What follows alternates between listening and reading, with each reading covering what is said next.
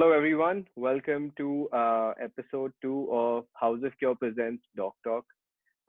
We have with us uh, one of our favorite teachers with us, Dr. Aniket Mohite, and he will be sharing with us his experience as to how it has been since the time he joined COVID duty and everything about it. Because as dentists, we're not exposed to this. We are aware of a few dentists who have taken part in the COVID duty, but what it entails, what's part of his duties, we'll just have a idea, and Dr. Aniket will help us with it. How are you, Dr. Aniket? Good morning. How are you? Very good, sir.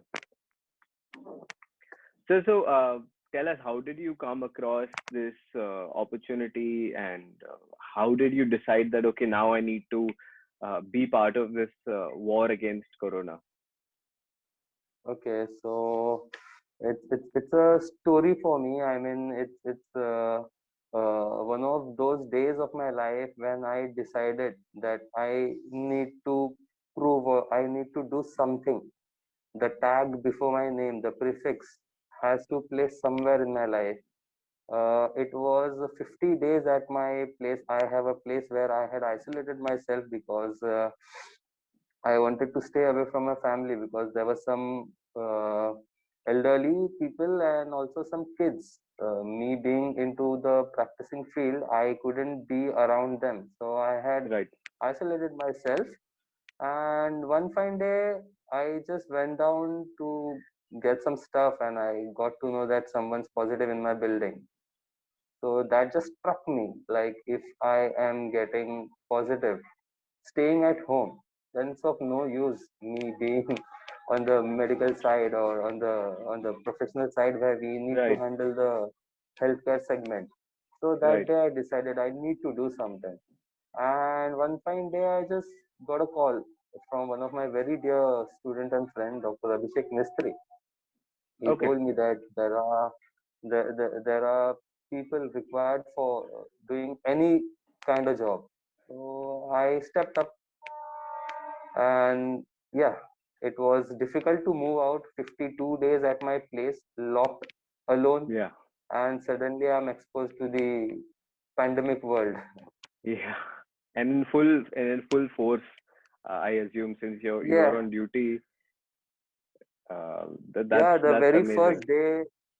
the very first day that I joined, it was a Sunday, 10th of May, Okay. and I screened more than, like, with my team, more than 450 people in a span of like 3 hours. Wow. So it's Yeah, like it was, yeah, one entire colony, one chawl system. There was one playground which was, just taken over to test people. People were just tested ah randomly on the road. I was isolated on the Navi Mumbai side. Navi Mumbai is pretty sorted, and I was more posted organized. in the yeah, I was posted in the central side, in the center part of the city, and I didn't know that there are people still working there, right? Right. So all the hospitals, all the offices, government offices were on.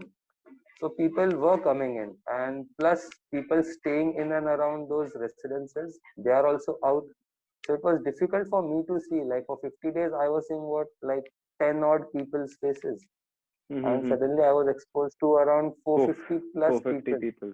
So there was no time for you So to that was, basically yeah, get a orientation of what is happening, yeah. how it's It happening. was difficult for some minutes, but then I had to. I called myself out. Like, nah, face it. There's no option. Face it now. You've taken the job. Ha, ha, ha. But uh, sounds like a great story, sir. And I'm sure, like, when you in the future, 10, 20 years from now, you can look back at this time and be like, you were part of this war and you helped the country and its citizens. Yes, yes, yes. I can proudly say that I was not at home, but I was safe. And I was Nice. planning to keep things safer.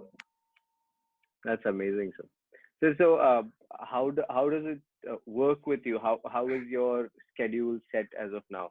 So I'm aware that you had taken a small sabbatical, and now you're back since the second wave is here. You've been Yeah, yeah, requested yeah. to come back. Now, how was your routine different from when you started then, from when you now from now compared to now? See, frankly speaking, I'm a dentist. Okay, so treating COVID patients is not something that I am authorized to do. But being on the medical side, we've learned a bit of pharmacology. So at least we can prescribe something for fever, which is one of the sign symptom of COVID. So symptomatic treatment can be given. So when I was posted there, the first few days I was just screening people, screening people, managing them, giving them advice, and telling them what to do, what not to do. And then slowly, me being a part of an education system for last 13 years, I was a lecturer at a place. You know that very well. So my boss asked me to be on the administrative side. That like you've handled students, now you need to handle patients. Can Right. you do that? And for me, it was like I can't say no for anything because the pandemic needs service. So be it any kind of service, I have to be ready for any kind of service. So I just said yes. Then I was switched from the screening side to the administrative side. And trust me, there's a lot on the administrative side. I feel the clinical side is much more easier and practical than handling the administrative The side. administrative side. But it was handled well. I had a very good team of people. My superiors were very nice. I had some interns under me from major hospitals, major medical colleges of Mumbai, and it was again the similar thing for me, the student-teacher relationship. So I was enjoying my part, and it was good. So first wave, it was more of that. Suddenly things settled down, and then I was handled a hospital. I was given over a hospital to take care of the patients coming in. So I had to handle the swabs there. I had to take care of the people coming in. It was a maternity home, so more of pregnant Okay. ladies, families, immunizations, and all.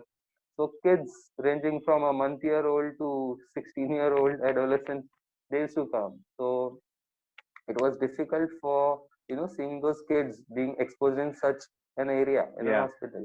So handle them, settle them well, handle their tantrums. You know how kids can get cranky when they see people suddenly. Yeah. So And many people. it Yeah. was, it was like that then.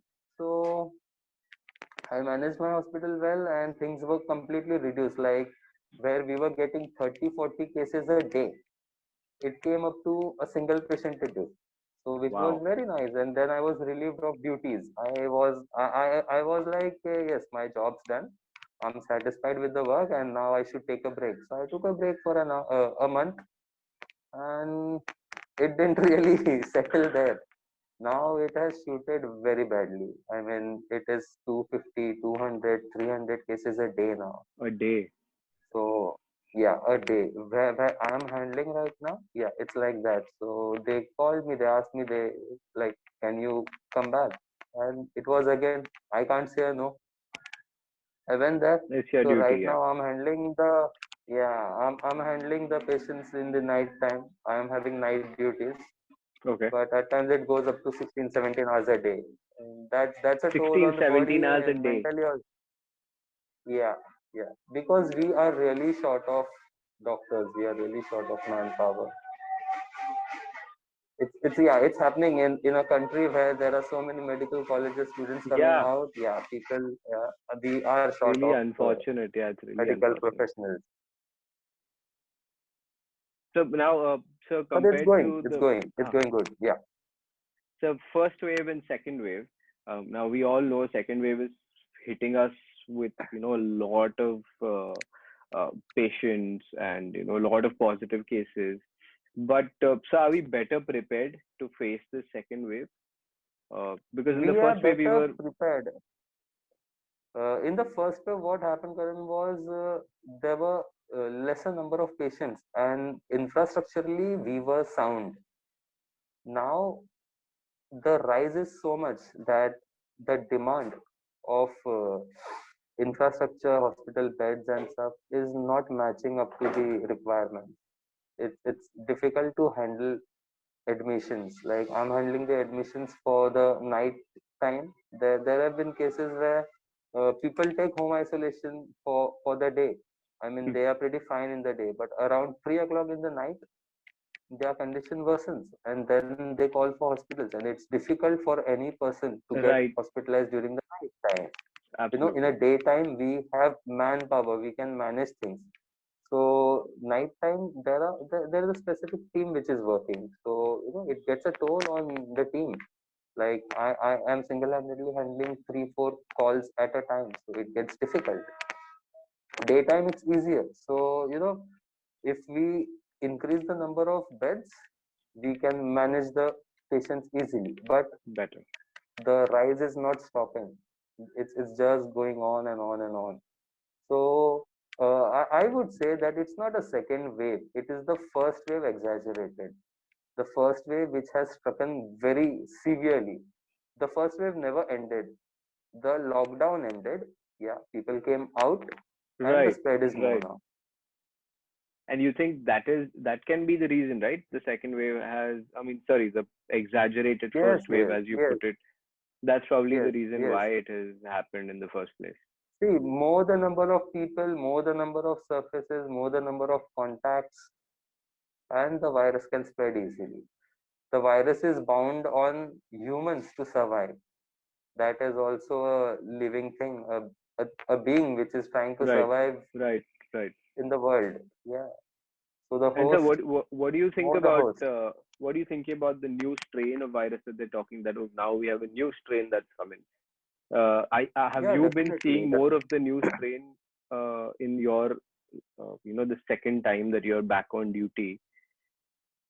Yeah, yeah. See, now the international travel was also open. It was on. So people are Correct. coming from various countries. Okay. Right. So we've heard about the new strain, the variant from the Britain side, so from the Africa side. So there is a new strain coming in, and we are already facing a high number of cases. Plus, on top of that, we're getting new strains. Now, whoever's coming from whichever country is definitely breathing, right? So Yeah. it's a airborne thing. It will definitely come out somewhere or the other. And Correct. see, considering the new strain, the virus is still a thing which is living, surviving, and as we say, survival of the fittest. It is trying itself to survive in whatever way possible. So it will definitely mutate, and it will definitely alter the structure or the way to link in the body, in the lungs. It will definitely change. It will keep changing, and sorry to say this thing, but we have to live with this for life That's until and a unless we get a perfect treatment. The vaccination definitely will help. It is helping.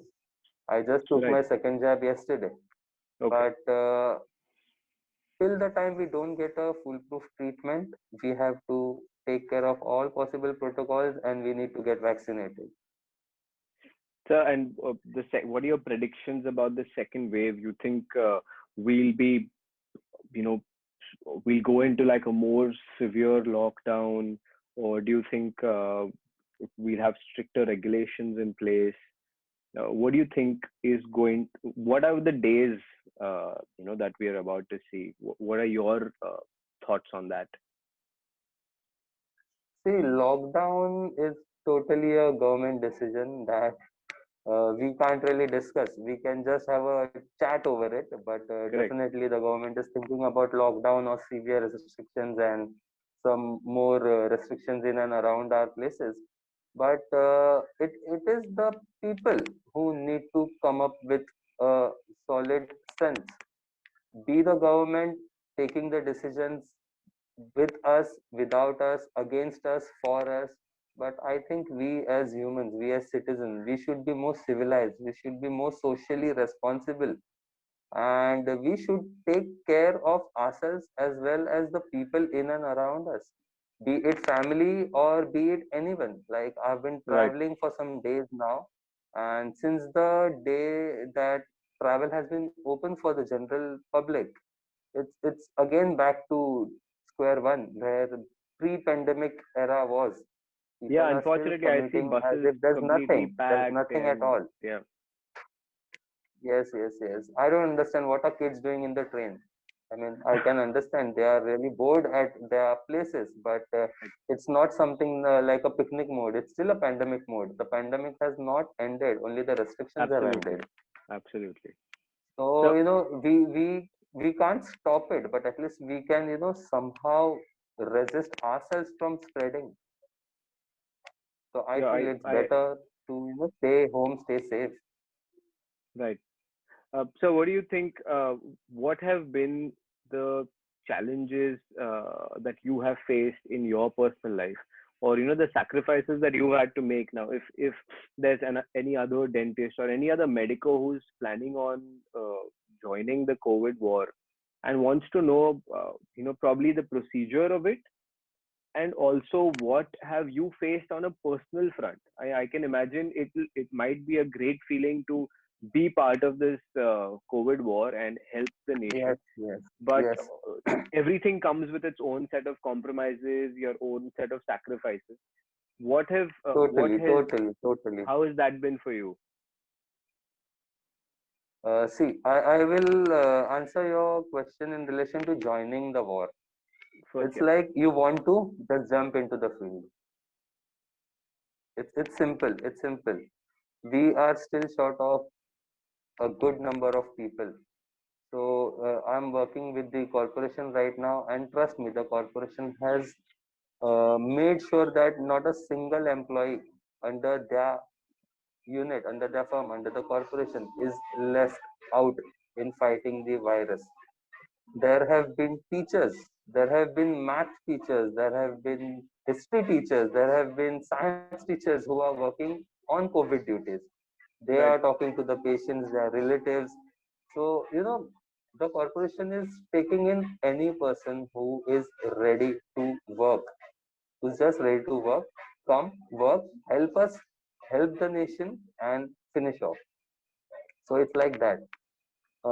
Considering the way I joined and how I joined and what I did. So it's like the experience was, as I told you earlier, it was difficult the very first day, but slowly, it somehow settled in my life. I knew that I had to survive it like this only. Right. Sacrifices, I didn't meet my family for 8 months, 8 long My months. that's wow, wow. Yeah. That is a long time, My sir. sister had That's just, almost a year. my sister, my sister delivered a baby. I just saw the baby for a few days. I have picked up the baby only once, and then I couldn't. So then, since my family is highly protective and very possessive about me, I did not tell them that I'm working on this duty. So I couldn't even see them. So the video calls were off, and since I'm on the medical side and I was working in the corporation, I couldn't go to my place also. So you know how doctors were treated in some societies. So Yeah. I had to stay in a hotel for around 10, 11 months. So it was difficult. And telling this thing to my family, my cousins, my uncle, aunts, they wouldn't have accepted. So I had to hide it from them. I kept myself low key completely. I was off social media. I used to love playing around on the social media. I used to post everything every day. So I had to stop that. I just had to post something here or there so that my family takes, okay, okay, yeah, he's safe. He's somewhere Okay. enjoying. Yeah, he's He's fine safe. and He's he's handling himself. Yeah, but otherwise, nothing at all. I have missed all my family birthdays, all my family video calls. On the day of Diwali, that one day I couldn't resist and I went to meet my family. I went to meet my nephew. I went to meet my brother. But I did my Bhai Dooj thing and I came back to duty. So that's from May 10th till November. I was not with my family.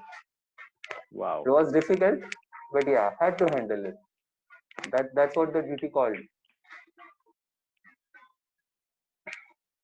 But amazing, I think just hearing all of this and hearing what all sacrifices you faced and the challenges you faced in this process, uh, I think you need to have a heart of a lion to do all of this in the first place.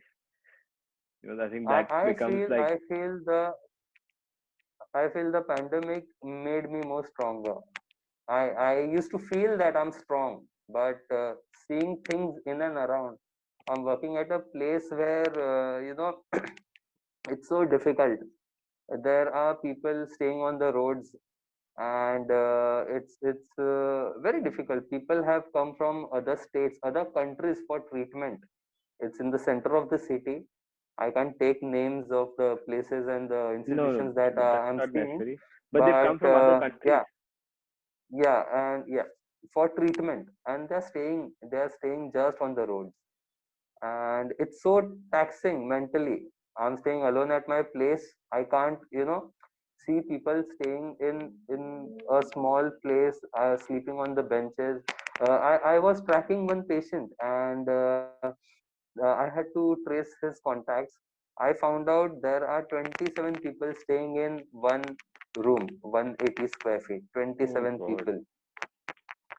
So it's mentally, it was too taxing. It was very difficult. it's very So unfortunate. seeing these things, somehow controlling my emotions, convincing myself that yeah, you have to see this. This is a part of our society, and you have to blend in. You can't deny, or you can't just put a blind eye to any of these things and keep doing your duty. So that just kept me going, made me more stronger now. No, that's amazing, sir. I mean, I hope that, and I'm sure, I am so inspired by you. I hope that this video reaches out to so many of our colleagues, and they are inspired to take up a step towards helping the nation win this war. And so, is there any message that you want to give out to our people, all of the viewers who are watching Doc Talk today, and what is your take home message? See, it's a long message, okay?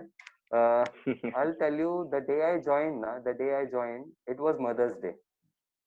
It was 10th of May. It was Mother's Day then, and it was my mother who wanted me to become a doctor. I had other plans of my life, but she wanted me to become a doctor, and on the day of Mother's Day I got a call for such a duty, Hmm. and I just went for it. So I would like to say that, parents, family, this pandemic has definitely shown you how it matters. So just enjoy your time that you've got with your family. Be be courteous towards your life, be courteous towards your family. Make sure that you stay happy with them, you keep yourself happy with them. And second thing I would like to say, that I got a call saying that it's a national duty. Okay, so when I got a call, I was asked, can you help the nation in fighting this thing? And I was like, yes, I am definitely for it. And I would like to say that, you don't need to be a soldier or into the army or anything in relation to the defense, that you need to be patriotic towards yourself. If there's any job where you can handle, be a part of anything that can help your nation, I think you should go for it. That's the way you can give it back to the nation. Absolutely, sir. And I believe being doctors, being medicos, this is a privilege that we have. It's a privilege Yes, that we yes, have totally, got. Not totally. everyone has that privilege, and we should look at it that way and take it up as our moral responsibility towards the Yes, country it to is. help out. But thank you so much, sir. This has been a great chat, and I hope this has been an eye opener for everyone viewing. And So thank you so much, and all the very best in facing the second wave. And we hope to catch you again after a few months, Please, so we can anytime, anytime. take a Yeah, short update regarding this.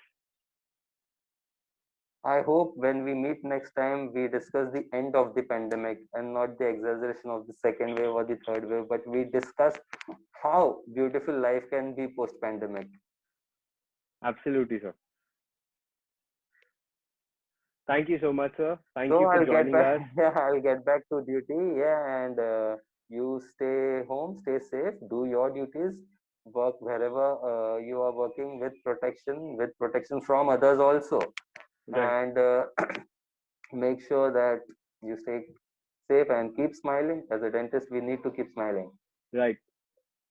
Thank you so much, sir. Thank you for joining us for House of Cures Doc Talk episode 2.